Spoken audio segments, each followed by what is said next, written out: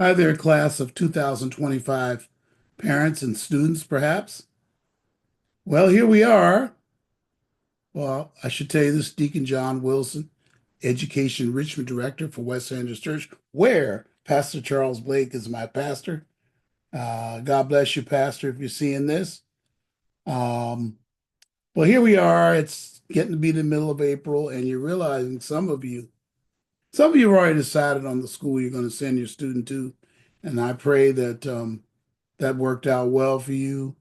You should give me a comment on where your student went to school. I'd love to hear and how you decided. I really am trying to understand that this year because a lot is different post-pandemic. If you're in my program, drop me an email, shoot me a text, tell me what you decided and how you did it. Because things are very different now with students and parents.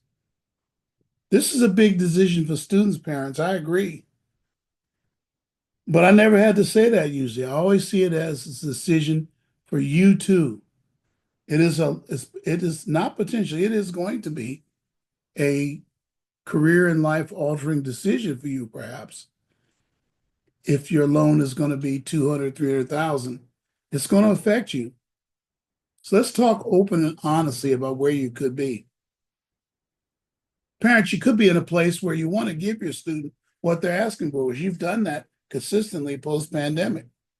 But listen, parents, this is not like deciding where, if them deciding they want to go to the beach or the Laker game, and they have to decide. This is serious because it's going to affect the entire family, the decision that they make, no matter what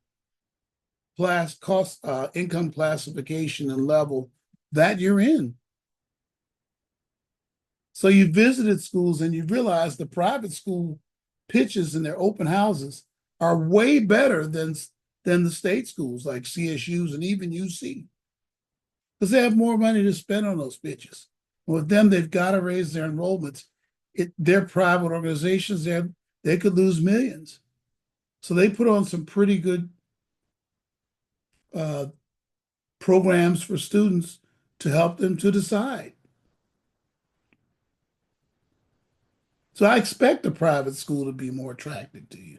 If you've gone to the campus, they're going to roll the carpet out for you. But at the end of the day, parents, that's a decision you have to make thinking about your financial future. With the economy the way it is, I mean, it may get better. Things are looking better on the tariffs now. I know the media isn't telling you that, but it is getting better. But you still are going to have challenges in the economy. You know, we still have a little inflation. We still have, you know, high interest rates. So your parent loan is going to be 8, 9%. Because it's 6% above the Fed. So you got to think about these things, parents. Listen, and what happens is you decided you're going to give the student what they want, but that was before you saw the realities of what the cost of that college is going to be. Now, I'll do a video after this to go over how you figure out the cost again, because I want to be, in fact, I'll put in the link below my last video about how to determine the cost. And also in the link below, if you go to that video, you'll see in the description block a spreadsheet that will help you with that. But I really want you to give us some clear thought, because you could be looking at 30, 40, 50, 60, 70,000 a year for somebody's private school or out of state public university.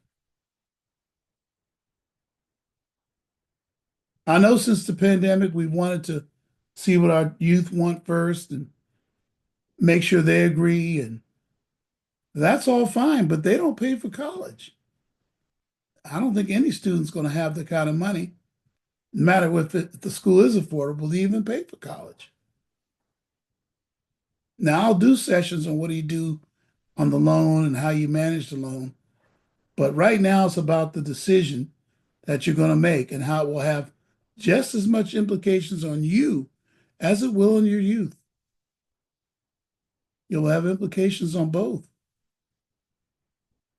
There's still ways to move to your second and third choice or get alternatives from me on what colleges would be the best for your student. because I'm deeply concerned this year about what's going to happen with that. Now, you really only have time to visit maybe one more school. Maybe. A lot of you think it doesn't matter, they'll go where they go, but they need to visit the school.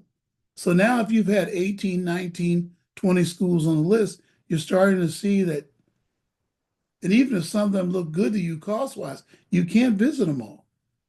So this next visit you're going to make, it's going to cost you a little more already because you're within 2 weeks of the travel, and the airlines are jacking those fares up since Easter's in April. So the fares are going to be high for 2 weeks unless you move right away. Start thinking about that, parents. What are you willing to do? You know? Uh, and remember, you had that one visit already, and if it's a private school, you want it looks good. But again, the whole thing is what process you will use to make the decision is still the question today. If there's students that are seeing this, I need you to give a little. Give your parents a little room on cost because they're not wanting to tell you, no right now. It's hard to do that coming out of the pandemic. At a time when at a time when you couldn't do anything during the pandemic. They couldn't let you go anywhere, couldn't let you do anything. All right, that's all I'll say for now. Uh, Try to parents catch yourself in this cost. Look at the description block below. I'll include a link to my earlier video on how to determine the cost, and it will have the spreadsheet to click on to help you with your cost calculations.